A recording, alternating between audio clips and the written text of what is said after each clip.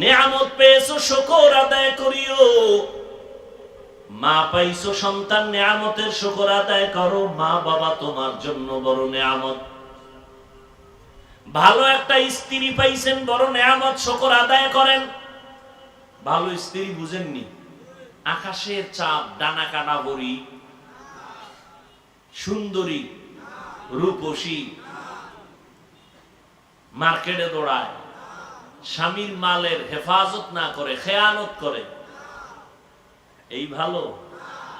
ওই যে একটা প্রবাদ আছে, নদীর জল ঘোলাও ভালো, বাকি দেখুন না কেন? জাতের মেয়ে কালো ভালো। হ্যাঁ, ওই আল্লাহর বান্দি যে স্বামীর একটা মাল খেয়ানত করে না।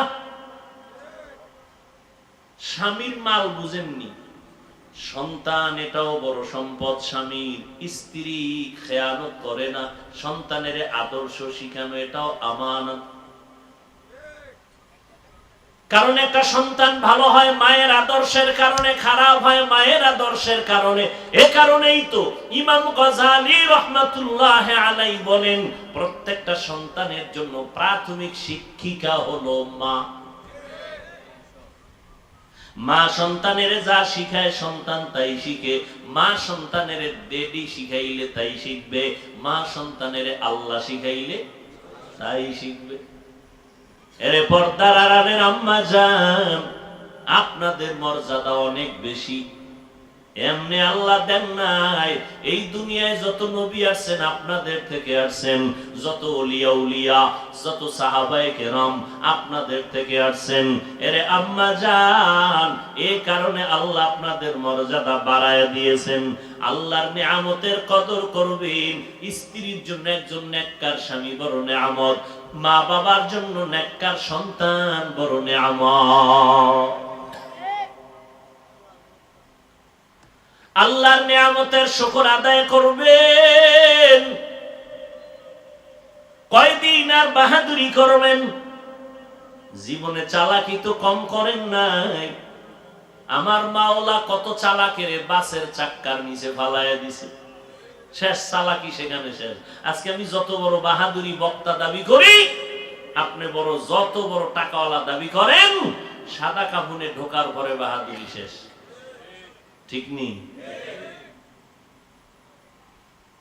বড় কঠিন জিনিস রে বাবা,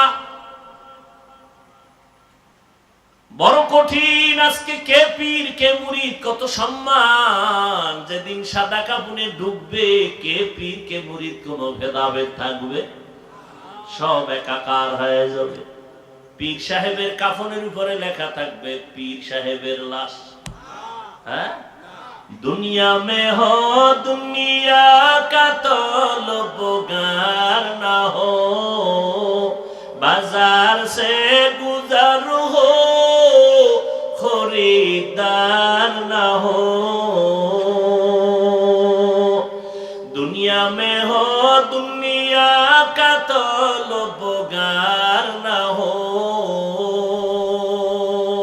बाजार से गुजर हो खरीदार न हो।